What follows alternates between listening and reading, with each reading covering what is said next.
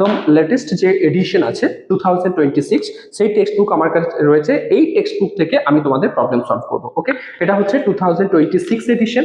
তো তোমার কাছে যদি ডিফারেন্ট কোনো এডিশন থাকে সেক্ষেত্রেও কোনো সমস্যা নেই, কারণ কোশ্চেন নাম্বারিং হয়তো একটু চেঞ্জ হতে পারে, আদারওয়াইজ কোশ্চেন সবকিছু তুমি সিমিলার পাবে। ওকে, তো স্টার্ট করছি কন্টিনিউটি চ্যাপ্টার নাম্বার 8। আর আজকে আমি করব 8.1 নাম্বার এক্সারসাইজ।